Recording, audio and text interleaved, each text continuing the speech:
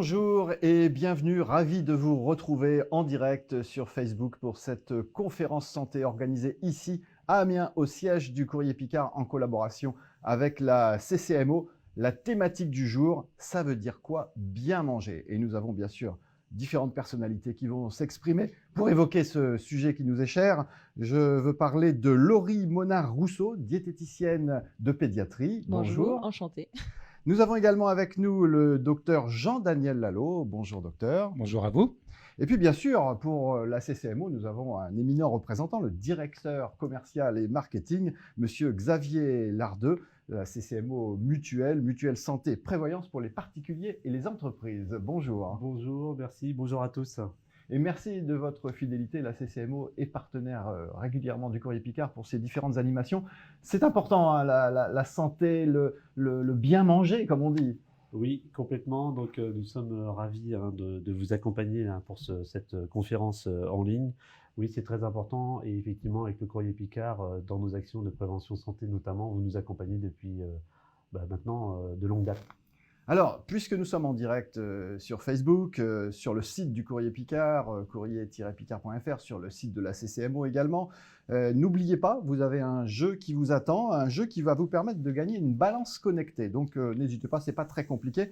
Et puis, si vous devez décrocher un moment, eh bien, cette conférence, vous pourrez la retrouver en replay sur le site du Courrier Picard. Donc, vous ne pouvez pas nous rater, c'est impossible. Et on va tout de suite rentrer dans le vif du sujet en posant déjà cette première question qui est celle de la thématique. Ça veut dire quoi bien manger, docteur? Ça veut dire quoi? Alors, vous imaginez combien de temps il faut en consultation pour développer la chose. Alors, en quelques mots, c'est bien sûr un équilibre alimentaire qu'on peut travailler avec les aliments que j'ai apportés. Et après, il y a le rapport aux aliments, un point extrêmement important. Donc, ce n'est pas que technique. Il y a aussi une affaire d'humain, de vie, de parcours de vie. Et c'est l'ensemble qu'il faut prendre en considération. Je vous réponds très rapidement, encore évasivement, il faudra le développer. Il y a une psychologie de l'alimentation? Naturellement. Et ça se travaille alors, ça, comme le Écoutez, reste? il y a donc l'être mangeur avec son parcours de vie, qui a eu des aversions quand il était petit. Il a une disponibilité, il a du temps, il n'a pas de temps, il a des ressources physiques, psychiques, sociales. Autant d'éléments à prendre en considération pour poser à la fin des fins un certain équilibre dans l'assiette. Alors vous l'avez dit, ça commence tout petit. Et pour parler des petits, eh bien, puisqu'on a avec nous la chance d'avoir Laurie Monard-Rousseau, diététicienne de pédiatrie, ça commence vraiment tout jeune, le goût, la volonté de diversifier les aliments. Alors, déjà, oui, ça commence. Le goût, c'est un apprentissage en fait. Oui, le sucre est inné. Les autres saveurs, amères, acides, en fait, ça s'apprend. On apprend à aimer, à manger, mais c'est aussi l'histoire des relations, ce que la mère, les ressentis, ce que la mère a envie de donner,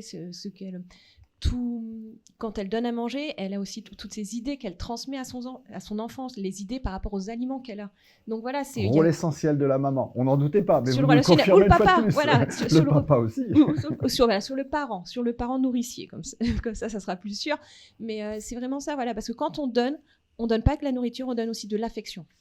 Donc voilà, et c'est pour ça que c'est un rôle qui est très important et des fois aussi délicat, parce que quand il y a des problématiques alimentaires chez l'enfant, on remet aussi en cause un peu le parent, parce que est-ce que c'est un mauvais, est-ce que c'est un bon parent? Donc c'est toujours des sujets très délicats qu'il faut savoir aborder, parce qu'il n'y a pas de bon ou de mauvais parent en fait. Voilà, Vous êtes en train de nous dire que c'est pas forcément la faute des parents si un enfant ne mange pas bien? Il y a déjà, de sa base, il y a des enfants qui vont être plus ou moins sensibles en fait, au niveau du goût. Ça va être des enfants qui vont être beaucoup qui ont une sensibilité exacerbée, et donc les aliments, eux, vont vite les agresser. Pour eux, ils vont prendre ça comme une agression. Et si après il y a des conflits au moment des repas avec les parents, on va entretenir en fait un peu cette problématique alimentaire. Des fois, c'est aussi de l'ordre du caprice de l'enfant, parce que. Et là, qu'est-ce qu'il faut faire? Qu'est-ce qu'il faut faire? Alors, qu'est-ce qu'il faut faire? Il faut déjà voir sur le relationnel comment ça se passe le repas. Est-ce que c'est un moment de convivialité? Quelle idée on a du repas? Est-ce que c'est juste un besoin vital? On donne à manger pour assouvir les besoins? Est-ce qu'on donne à manger parce qu'en même temps je te montre tout l'amour que j'ai envers toi en donnant à manger? Et c'est vrai que des fois, donc, faire plaisir, voilà, maintenant on est sur manger c'est égal à plaisir. Non, manger c'est un besoin vital, on apporte de l'énergie, on apporte des vitamines, on apporte des minéraux aussi. Donc voilà, c'est aussi dire aux parents, bah non, en fait, si vous lui faites des pâtes et des haricots verts et puis il a mangé que les pâtes, et ben c'est tout. Merci Laurie, belle entrée en matière avec vous aussi, docteur, pour cette conférence santé sur la thématique. Ça veut dire quoi bien manger? Vous pouvez nous poser vos questions, chers internautes. Vous avez tous les éléments nécessaires. Vous nous posez vos questions en direct et Laurie ou le docteur qui va prendre la parole dans quelques instants, eh bien, pourront vous répondre en direct. Donc n'hésitez pas, posez vos questions ou commentez. Faites comme vous voulez. Cette conférence est aussi la vôtre. Docteur, vous voulez ajouter quelque chose? Oui, prolonger, parce que la question, c'est quoi bien manger? Vous voyez qu'on a du mal pour vous répondre rapidement. Alors, pour développer, je dirais bien manger au plan technique, ce qu'on va présenter, et être à l'aise dans son rapport à l'aliment. C'est une dimension qui est complémentaire. Dans son rapport à l'aliment. Et au bout du compte, à soi. Alors le rapport, c'est quoi? C'est le rapport qu'on entretient avec l'aliment. Mais c'est déjà aussi le visuel? Ça commence peut-être par là? C'est tous les sens qui sont éveillés, si on y est sensible, bien sûr, par définition. Et puis, l'appréhension, l'anxiété, est-ce que je vais prendre du poids? Est-ce que j'ai bien fait? C'est quoi l'équilibre? Est-ce que la cherté du produit? Comment je vais faire pour le repas qui va suivre? Toute la maisonnée, donc on est 3-4 autour de la table. Donc déjà, bien choisir ses aliments. Bien choisir ses aliments pour le repas, pour la journée, pour la semaine. On ne fait pas des courses tous les jours, etc. etc. Donc il y a quand même une problématique. Il y a une vraie stratégie, finalement. Exactement. Et donc, il y a un peu de planification, effectivement, à prendre en considération. Alors, il y a des applis qui existent, on les connaît, Yuka, Open Fact Food. Est-ce que c'est sérieux? Alors, je pense que vous vouliez développer ce point-là. Alors, oui, les applications, elles sont sérieuses sur Yuka, Open Fact Food, parce que maintenant, donc, ils cherchent avec des algorithmes. Mais il y a toujours, en fait, il y a quand même, on ne peut pas prendre... On peut pas faire ses courses qu'avec Yuka ou Non, il faut garder son Food. esprit critique. C'est comme avec le Nutri-Score. Il faut quand même garder... Oui, c'est vrai que les études ont montré, ça aide beaucoup le consommateur. Quand on est au niveau des professionnels de la santé, au niveau des diététiciennes, c'est vrai que nous, on met un bémol sur le Nutri-Score parce qu'il ne prend pas en compte les additifs. Donc, c'est vrai que on a du cassoulet qui est Nutri-Score A. Bon, Vous n'aimez pas le cassoulet? Si, mais il ne peut pas être en Nutri-Score A si on le fait vraiment sur la recette traditionnelle. Voilà, en fait, vous voyez, c'est ça, c'est qu'au final, un cassoulet, oui, un cassoulet, c'est gras, mais c'est l'essence du cassoulet. Donc après, il faut garder son esprit critique. Le beurre, il est Nutri-Score D. Oui, parce que le beurre est gras. Oui, on ne peut pas le dénaturer. On ne peut pas le dénaturer. Et je préfère qu'on prenne un vrai beurre basique, plutôt que partir sur des margarines où on a mis de l'eau et qu'on a mis de l'eau qui, eux, vont avoir un Nutri-Score B. Donc, en fait, c'est ça, c'est toujours garder son esprit critique. Et je trouve que le mieux, c'est la lecture de l'étiquette, en fait. Parce que plus on a des étiquettes où...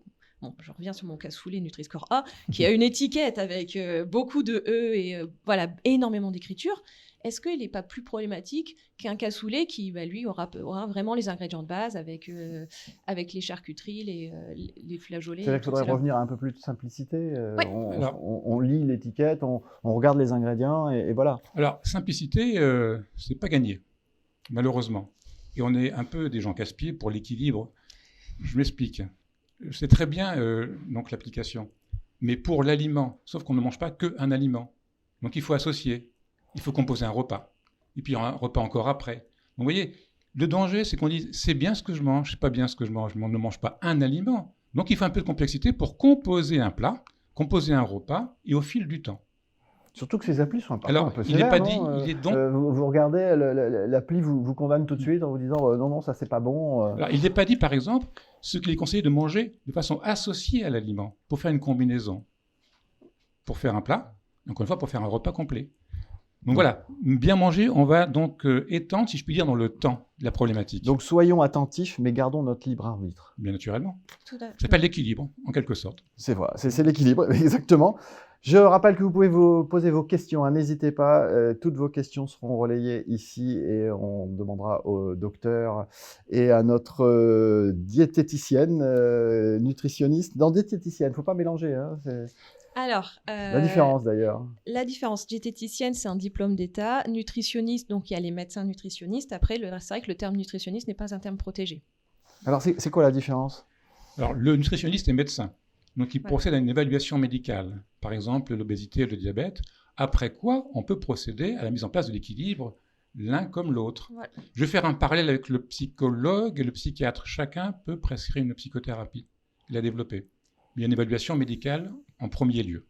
Donc vous êtes complémentaires. On est complémentaires. De toute façon, ce que j'aime à dire, c'est que la diététicienne, voilà, c'est la fille de la nutrition. Donc, il y a d'abord eu la nutrition, et après, la diététique, elle est très récente. C'est de 1950, en fait. C'est avec le développement des connaissances sur les aliments. La diététicienne, en fait, notre valeur ajoutée, c'est la connaissance des aliments. Voilà, et c'est en connaissant les aliments, en connaissant la nutrition thérapeutique, les maladies et les enjeux publics, en fait, on a vraiment ce rôle-là.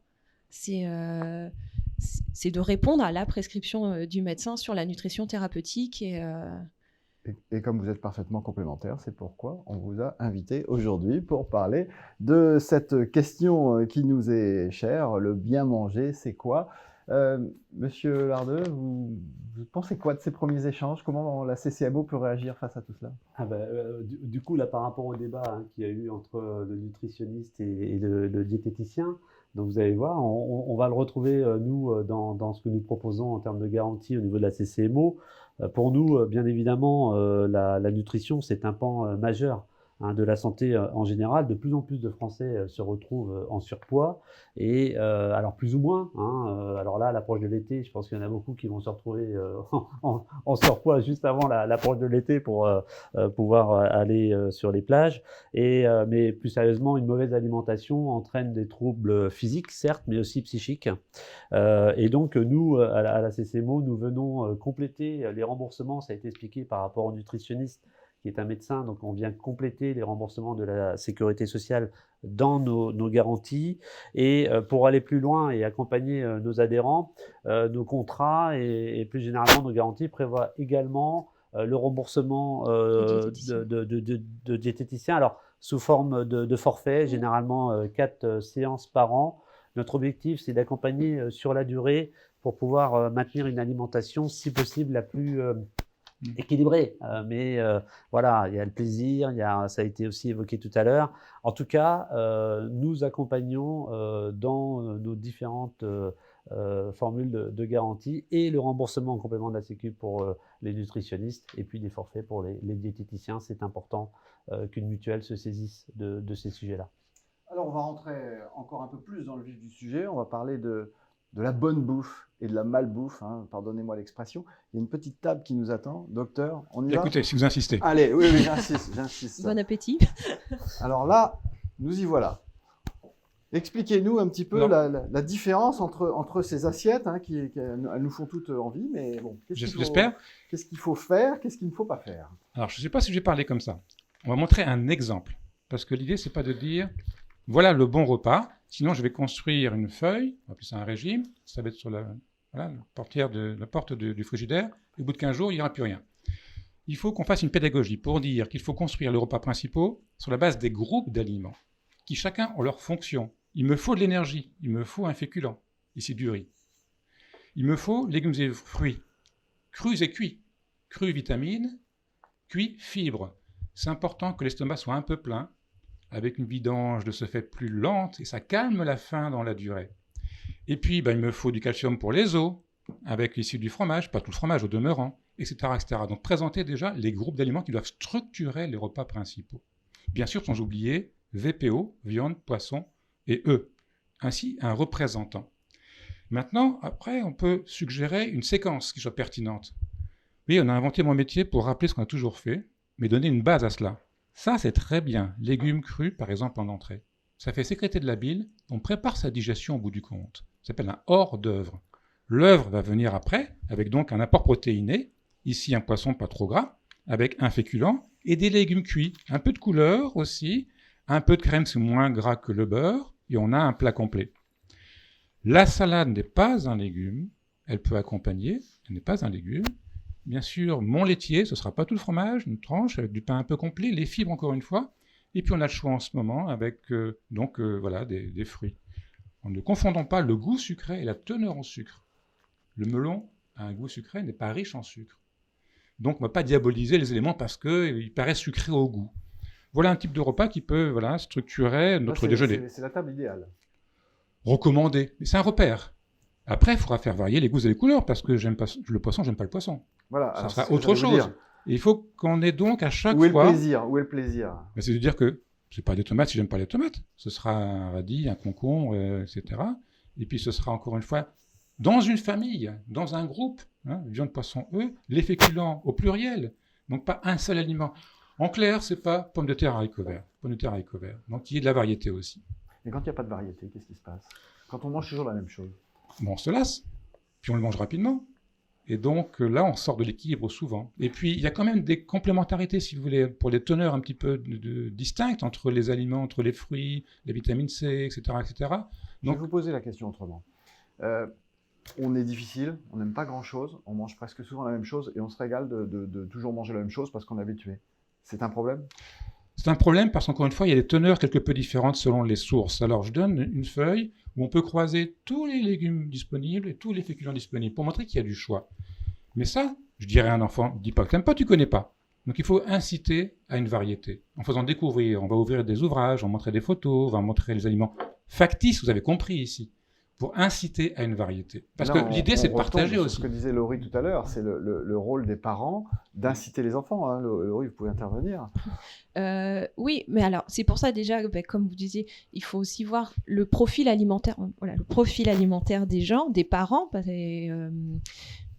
Et c'est déjà la manière dont eux, ils mangent. Donc après, comment va manger l'enfant?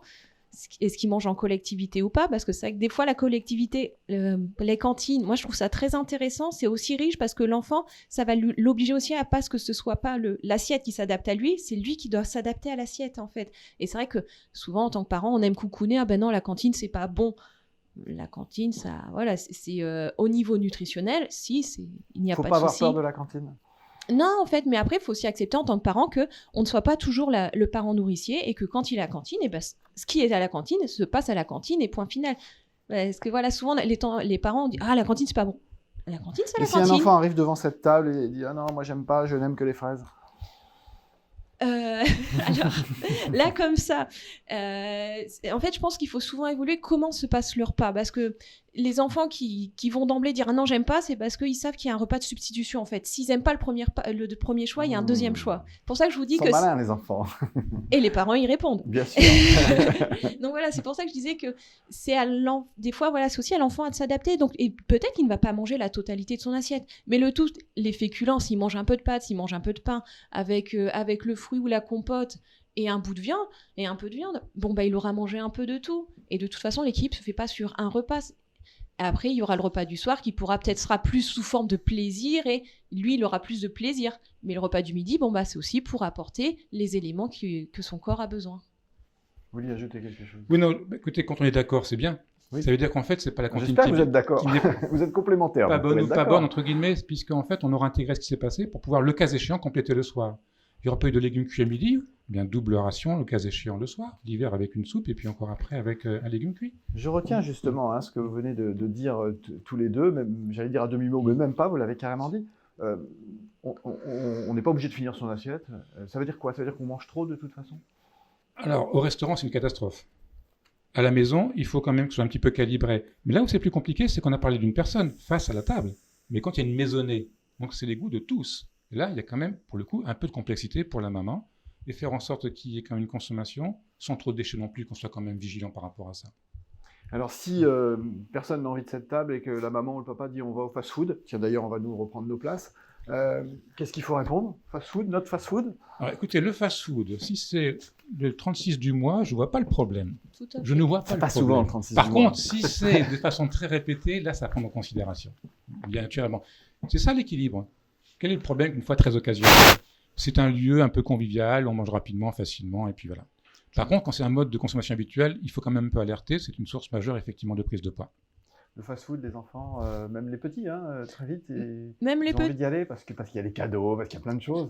Soyons clairs, le plus souvent plus, ils mangent plus le jouet que le plat pour beaucoup. Après, soit donc il y a des frites, donc il y a les féculents. C'est vrai qu'il y a le double féculent parce qu'il y a le pain du burger quand on reprend en schématise, mais c'est le repas de fête, voilà. Avant, c'est vrai que mes parents, voilà. Il y avait le repas du dimanche, donc c'était repas de fête, il y avait plus en quantité. Là, c'est tout, c'est un moment à part de la semaine, et puis le repas suivant, bon bah oui, là il va y avoir un peu plus de légumes. C'est comme tout le reste, c'est l'excès qui finalement pose problème. L'excès répété. L'excès répété et la diabolisation. Mais- Plus on va diaboliser, plus on va avoir envie. Vous parliez d'un repas de fête. Un bon ami marocain m'a dit, au terme d'un repas vraiment très plantureux, il m'a dit « La nourriture des intimes allonge la vie ». C'est-à-dire que c'est ce repas qui est plantureux, mais pas chaque repas pour autant. Et encore une fois, on va travailler la notion d'équilibre au fil du temps. Par contre, il y a une fonction majeure, c'est la socialité, c'est le lien, c'est l'échange, le partage. Ça, c'est structurant pour une famille et pour une communauté. Alors, il y a aussi maintenant des nouvelles alimentations, enfin des nouvelles habitudes alimentaires, devrais-je dire, notamment l'alimentation végétale végane. Végétalienne. Oui, vous savez mieux que moi. Que doit-on en penser? On a parfois l'impression qu'on verse aussi là dans l'excès, qu'on reste limité à ce nouveau choix.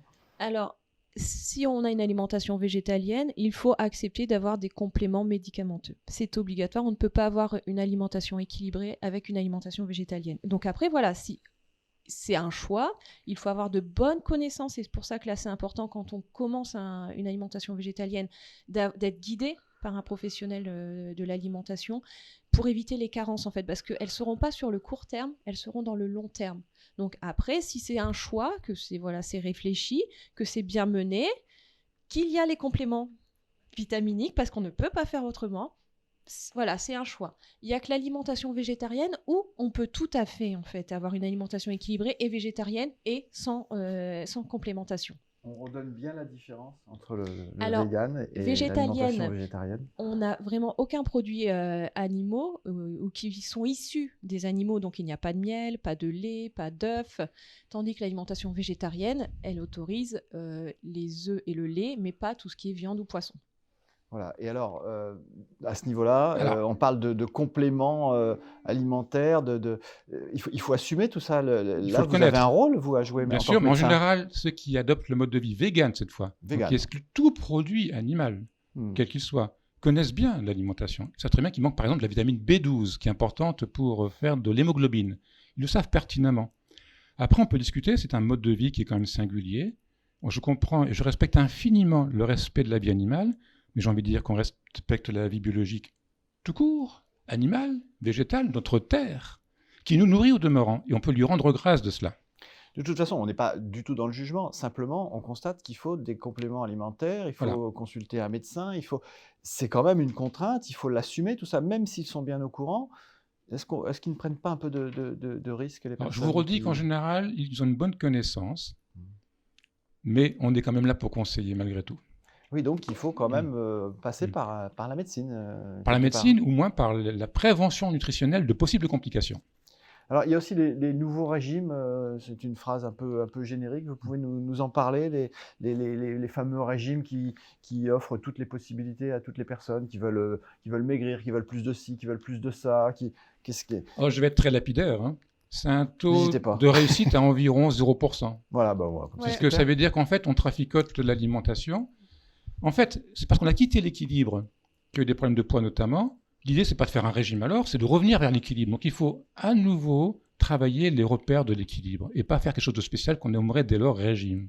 Voilà. Donc, rien à non, en tirer. c'est pour ça, de toute façon, depuis 2019, c'est vrai que ça a été retiré. En fait, on dit plus régime en diététique, on dit alimentation thérapeutique. Comme ça, voilà, on voit vraiment la différence. On est vraiment sur une recherche de thérapie parce que l'efficacité d'un régime, c'est normalement évalué sur 5 ans. C'est là où on voit si la personne a toujours perdu du poids ou pas. Et quand on fait les études à 5 ans, en fait, le changement, quand on veut changer, c'est de manière durable. C'est pas en changeant 2 mois l'alimentation. On vient souvent vous voir, l'un comme l'autre, à différents titres, pour dire bon, je veux maigrir, là, je me sens pas bien, je suis trop gros ou trop grosse, peu importe. C'est un peu normal qu'on fonctionne psychiquement par cycle, en se motivant, se mobilisant. Et puis il y a aussi quelque chose qu'on n'a pas abordé, c'est une culpabilité foncière dans le lien avec l'aliment. Donc on pense qu'on n'a pas bien fait, et on se punit quelque part. Mais ça, on le tient que quelque temps. Puis après quoi, on va lâcher. Après quoi, il y aura un rebond. Je ne vais pas commencer, moi, à prescrire un régime si je le sais par avance qu'il y aura un rebond secondairement. D'accord ? Donc il faut inscrire, encore une fois, du temps dans l'affaire. Tout est une question de durée. De durée, de temporalité. C'est tout le problème et c'est pour ça des fois que la diététique passe au second plan parce qu'on est sur une profession sur le long terme en fait. Sur le court terme, on n'a pas d'action. Oui, sauf il y a une problématique, une pancréatite, il faut un régime, il faut une alimentation thérapeutique sans graisse. Voilà, là je suis sur le court terme. Là il y a une bonne raison. Mais de mon travail en fait, on est dans dans le long terme, dans de la prévention. Comme sur l'alimentation de l'enfant qui aura des conséquences à l'âge adulte. Avec ça, c'est les 1000 premiers jours de vie de l'enfant et ça a quand même été démontré, c'est depuis 2016 à l'OMS que en fait, l'alimentation de l'enfant, c'est les 9 mois dans le ventre de la mère et les 2 premières années de vie. Et ça aura des conséquences jusqu'à la fin de la vie de la personne. Donc voilà, l'alimentation, à un moment, peut aussi avoir des conséquences sur le long terme. Et ça, je trouve ça très, très intéressant. Toute la vie. Vous l'avez dit, sur toute la vie. N'hésitez pas à poser vos questions. Cela dit, je le signale à la régie, j'ai un petit problème technique et pour l'instant, je n'ai pas accès aux questions. Mais je sais que vous avez des questions à poser à nos invités. Donc, si on peut me régler ce petit problème, je me ferai un plaisir ensuite de poser les questions, que ce soit aux médecins qui nous accompagnent ou à Laurie qui est avec nous également. On va parler plus précisément maintenant des enfants. On signale aussi qu'il ne faut pas oublier de vous inciter à jouer pour gagner une balance connectée sur nos sites internet du Courrier Picard et de la SCCMO. Donc voilà, tout ça est en ligne. Le bandeau s'installe pour vous. Donc jouez et gagnez. Surtout, on se fera un plaisir de vous remettre vos cadeaux prochainement. Les enfants qui ne veulent pas manger. Maman, papa, je ne veux pas manger ça. Je ne veux rien manger. Je ne suis pas d'accord. Ah oui, ça c'est le gros dilemme des parents. Mais je me souviens, il y avait un écrit, pourtant il commence à dater, hein, c'était de 2001, une diététicienne qui mettait bien en avant en fait, qu'on s'occupe beaucoup de l'alimentation la première année de vie de l'enfant. L'enfant doit avoir une alimentation parfaite la première année de vie, et après c'est fini. Bon. Parfaite. Ah ben, c'est pour ça qu'on va utiliser des produits industriels parce qu'on se dit que le parent se dit que le petit pois industriel est idéal, surtout quand les parents... L'est-il ?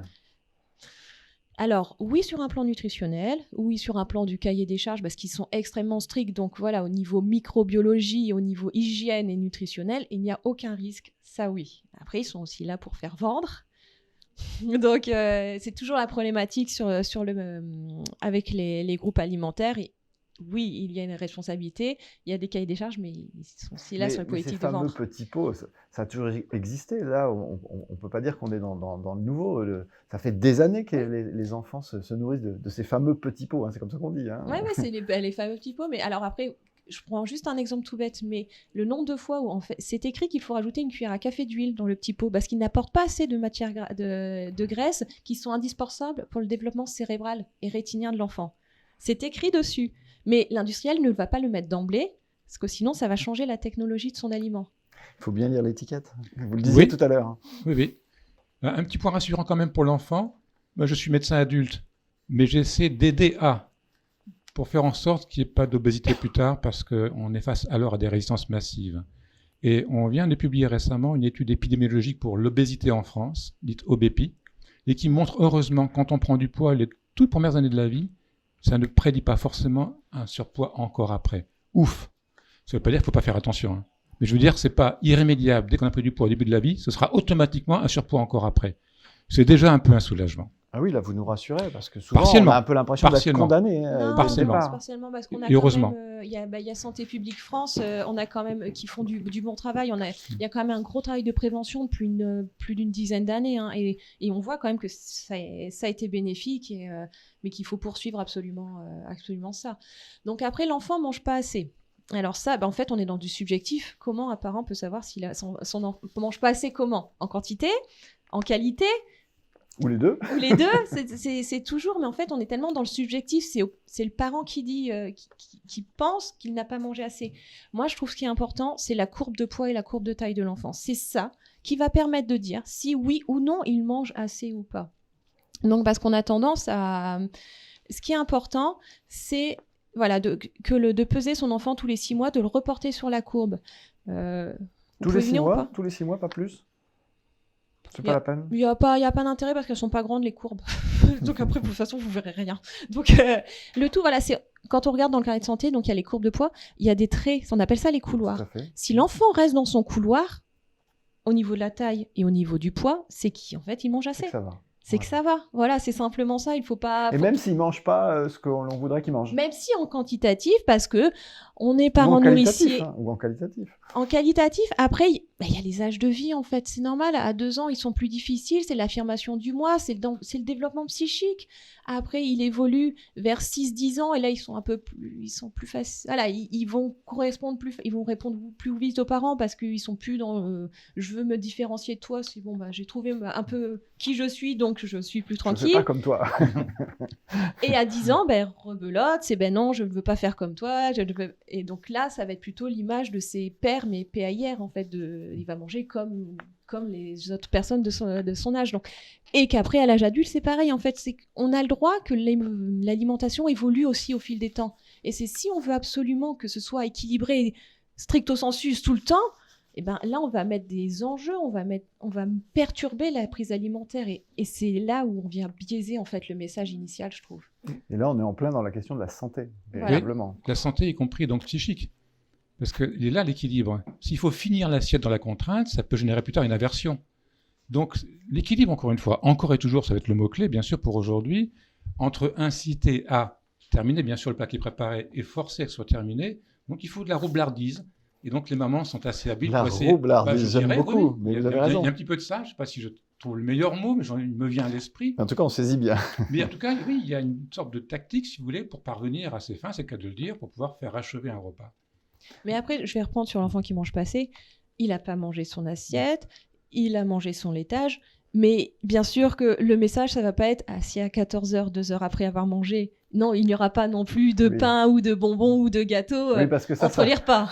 J'ai envie de dire, c'est souvent ça, on a tous connu ça. Parce que comme on a été, comme il y a une frustration que l'enfant n'a pas fini, on a peur du manque. Donc comme on a peur du manque, on apporte en plus. Et donc c'est là où on vient me perturber le message en disant c'est pas grave si tu manges pas après, tu sais que tu pourras avoir autre chose. Et donc là commence à naître le caprice parce qu'il sait que il n'a pas mangé, mais qu'après il aura autre chose. Et donc on vient biaiser et qu'on est sur une période d'évolution, d'éducation. Donc l'enfant a le droit et le parent accompagne, mais voilà, c'est un duo en fait. Ce qui est singulier, c'est que plus tard, vous parliez de la peur du manque, et pour la personne adulte, ce sera « Mais docteur, c'est trop ce que vous me proposez. » Donc on va arriver à une bascule, mais c'est trop. Mais si c'est pas riche, il est où le problème? Mais psychologiquement, le fait qu'il y ait un certain volume, on fait un corollaire avec un certain nombre de calories. Pas du tout. Le légume, c'est 95% d'eau, etc. Le laitier n'est pas forcément gras. Mais vous voyez, on a une sorte de bascule au fil du temps, mais c'est trop. On fait une confusion entre le volume et la densité énergétique. Pas parce que c'est volumineux que c'est riche pour autant. Xavier Lardeux, tous ces cas qu'on vient d'évoquer, c'est du vécu, on connaît tous ça. Qu'est-ce que vous en pensez? Comment vous réagissez aussi par rapport à ces conseils qui ne sont pas forcément faciles à mettre en place finalement? C'est très, très intéressant, bien évidemment, parce qu'on se projette, voilà, tout à chacun, avec ce que j'ai fait avec mes On se enfants. dit, c'est pas bien, j'aurais pas dû faire comme ça, j'aurais dû faire comme Bon, ça. a priori, ça... Vous nous culpabilisez. Mais non, c'est surtout pas ce que je veux, j'ai du bien de la modération. On s'en va. C'est très, très intéressant. Et donc, justement, nous essayons, autant que faire se peut, justement, d'accompagner tout le temps sur ces sujets-là. Après, on est tous, à chacun, des citoyens. Effectivement, on essaie aussi de faire attention à faire attention à notre alimentation, notre santé, et en même temps, il faut aussi profiter, il faut aussi avoir du plaisir. Donc, tous ces conseils, on les reçoit volontiers. Nous sommes ravis, justement, de cette conférence en ligne. Et à la CCMO, nous créons aussi des podcasts. D'ailleurs, on a créé un premier podcast qui s'appelle 5 conseils pour mieux dormir. Je pense que, je ne sais pas si le fait, par exemple, de manger juste avant d'aller dormir, c'est une bonne chose. Et là, on a créé un deuxième podcast qui s'appelle Pause Santé. On a une sophrologue qui, pendant 5 minutes, donne des conseils sur notre site, et ce sera dans la rubrique Ma santé et moi, pour éviter les grignotages. Alors peut-être avant d'aller dormir, je ne sais pas, vous nous répondrez. Et puis, et donc ce grignotage, ce que nous on a intitulé un peu les kilos émotionnels. En plus, ça a certainement été renforcé par aussi les confinements successifs que nous avons que nous avons tous vécu ou subi ou contraint. Et donc pour nous, tous ces sujets-là sont d'importance parce que touchent à la santé et la prévention, c'est un axe majeur parce qu'on a l'avant, l'après. L'après, c'est le remboursement. La prévention, c'est d'éviter d'avoir à aller dans le remboursement. Donc, encore une fois, vraiment ravi de participer avec vous à cette conférence en ligne. Jean-Daniel, Xavier a posé une question pertinente. Hein. Est-ce qu'il faut bien manger avant d'aller dormir? Bien sûr. Bien manger en quantité, attention. Hein. Je ne travaille pas sur les calories, mais mettons qu'il faille à peu près 2000-2500 calories. Je le dis juste à titre d'exemple une fois. Le repas de midi, maintenant, est de plus en plus grêle. On n'a pas trop le temps. Et le soir, du coup, c'est quand même une compensation. C'est pas dit qu'ils doivent être gras pour autant. Le point n'est pas de manger, encore une fois. S'il n'y a pas, de la raclette, c'est un repas qui est riche. On peut prendre une tiers de part, un quart de part, etc. Donc, vous voyez, on peut avoir un volume qui n'est pas forcément gras. En tout cas, pour vous répondre directement, manger gras avant de se coucher, ça n'est pas pertinent pour le coup. Et donc, par ailleurs, il faut travailler le grignotage aussi. Parce que, là, encore une fois, si je n'ai pas eu le temps à midi, j'ai tendance à grignoter l'après-midi. Mais c'est quoi? Est-ce que j'ai une vraie faim parce que je n'ai pas eu mon féculent, ou c'est une faim de stress, entre guillemets, parce que mon patron m'a énervé? Donc il faut écouter son corps. Quelle est cette faim? C'est une faim biologique, il me manque de l'énergie, ou c'est une faim de notre nature? Là, je serai un petit peu vigilant. En tout cas, travailler sur le repas de midi dans la mesure du possible. Cela dit, docteur, il n'est pas rare quand même, dans pas mal d'entreprises, d'être obligé par les horaires, par la pression, de se contenter d'un sandwich devant son ordinateur. J'imagine que vous vous bannissez cette option, mais je bannis, mais hier j'ai vu une aide-soignante qui m'a raconté sa vie à l'hôpital et je lui ai dit, je ne peux pas vous prescrire le temps que vous n'avez pas. Alors, je ne peux pas faire. Alors là, c'est le moindre mal.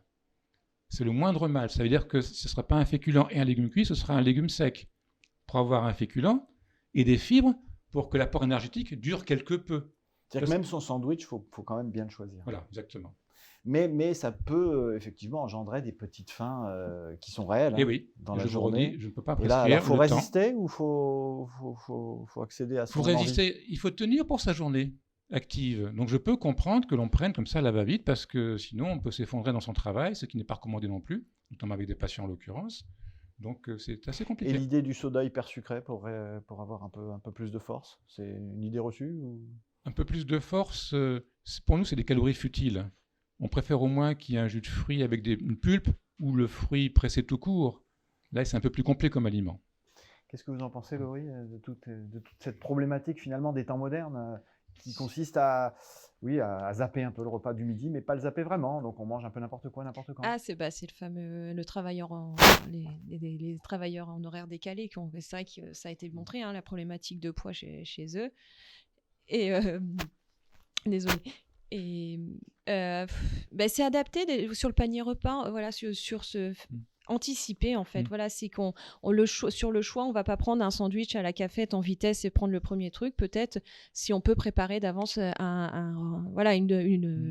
une gamelle, un vrai repas complet qu'on pourra manger peut-être rapidement, mais peut-être d'un seul coup, vaut mieux pas prendre 10 minutes, se poser loin de son écran, prendre le temps de manger, de mâcher pour prendre conscience du repas plutôt que d'essayer en continuant de faire son dossier, de faire tout en même temps. Et là, le corps, il va pas non plus prendre conscience qu'il est en train de manger.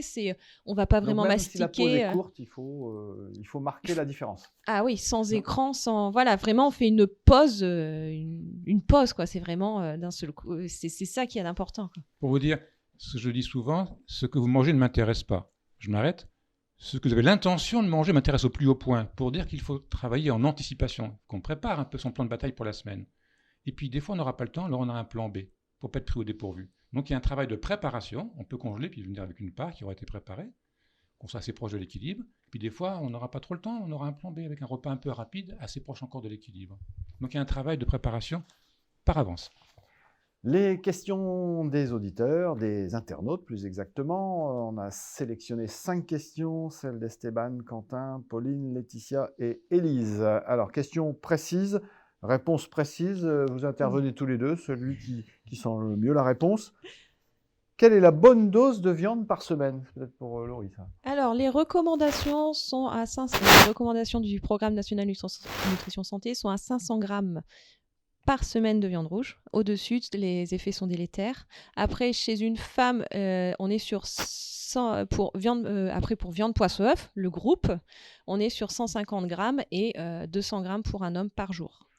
Xavier Lardeux, vous avez dodeliné, comme on dit. Vous n'êtes pas dans les clous, j'ai l'impression.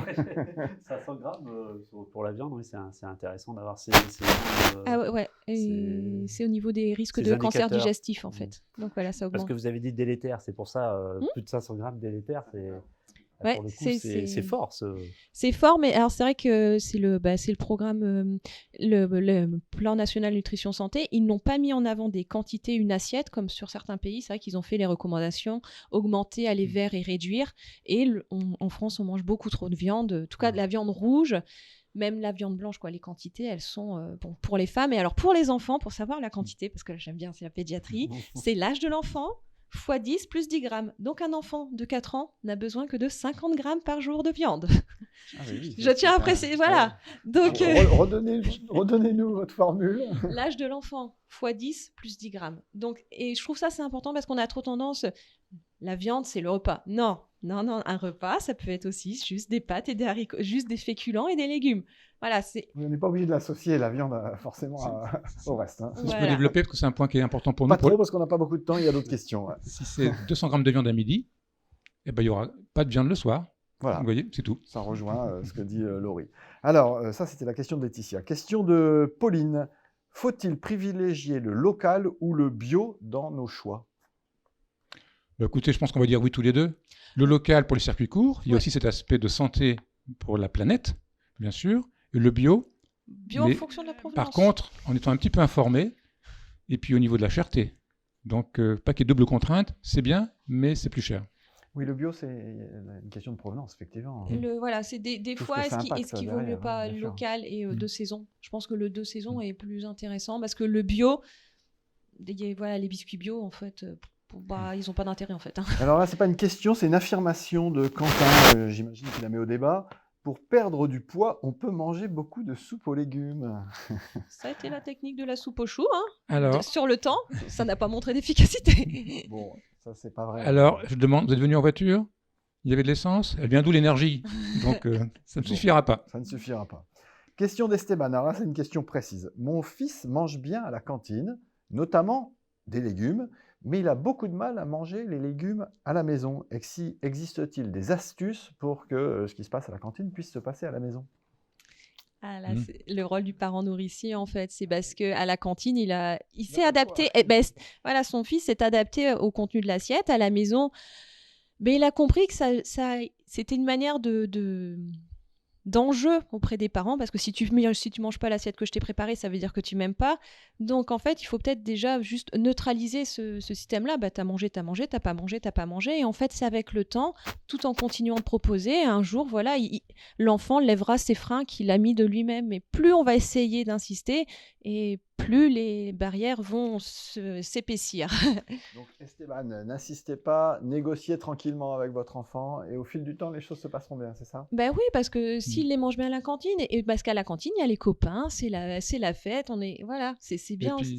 Un peu de roublardise, on peut mélanger des légumes dans des purées, par exemple. Qui vous est cher, la roublardise. On peut mélanger des légumes dans des purées, par exemple. Voilà, oui. Voilà, ça et sans le dire, hein, bien sûr. Les sauces, souvent, en fait, on peut faire ou sinon mettre des noms rigolos. La soupe Shrek ou la sauce Shrek où on va mixer la courgette avec du fromage frais. Oui, on aura les légumes avec des pâtes et voilà, on a un repas équillébré. Non, c'est rentrer un peu dans l'univers de l'enfant. Ça aide beaucoup. Il mange avec les yeux. Hein. Il mange beaucoup avec les yeux avant le palais. C'est d'abord les yeux Laurie. Chez l'enfant. Très bon conseil. Question d'Élise. Comment reconnaître si l'on souffre de TCA ? Alors, un conseil très simple et important. Il y a un questionnaire très bien fait. Vous tapez HAS TCA et vous avez des questions. Est-ce que je pense avoir perdu le contrôle de ce que je mange, par exemple ? Et ça, je le conseille pour soi ou autour de soi. Le questionnaire TCA, tapez HAS. Et donc, c'est très très bien fait. Et on a tout de suite on a déjà une très bonne indication, heureuse ou malheureuse. D'accord. Vous voulez ajouter quelque chose ? Non, vous êtes d'accord. Finalement, vous êtes d'accord, mais c'est bien. On l'avait dit dès le départ, vous êtes complémentaires. Et vous nous avez particulièrement bien éclairé. On arrive déjà à la fin de cette conférence. Vraiment, c'est Allez, je vais le dire. On s'est régalé avec vous. C'est gentil.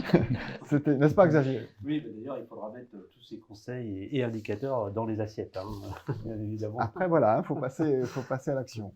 Mais c'était une bonne conférence. Grâce à vous, on en retire pas mal de bénéfices quand même. Oui, oui, oui, tout à fait. Moi, vraiment, donc on arrive à la fin. Je voulais aussi vous remercier hein, pour vos avis vraiment précieux, hein, professeur Lalo, Madame Monard. Je voulais aussi, encore une fois, j'espère que nos adhérents, les remercier hein, de leur participation, leur fidélité. Vous remerciez aussi, vous, hein, le courrier Picard, hein, puisque vous nous accompagnez sur nos actions de prévention. C'était important pour nous d'organiser aussi avec vous hein, cette conférence hein, sur le thème de l'alimentation. Et nous allons en faire d'autres hein, avec vous aussi sur d'autres aspects. Et encore une fois, vraiment merci à tous hein, de votre participation et merci surtout à vous. Et puis à vous, professeur Lalo, vous, Madame Menard, le courrier Picard. Je vous laisse. Merci. Allez. Merci Xavier Lardeux, c'était effectivement un plaisir. Merci Laurie Monard-Rousseau, merci Jean-Daniel Lalo. Merci aux internautes qui nous ont suivis. Vous pouvez retrouver cette conférence sur le site du Courrier Picard en replay. N'hésitez pas, vous pouvez la regarder quand vous voulez.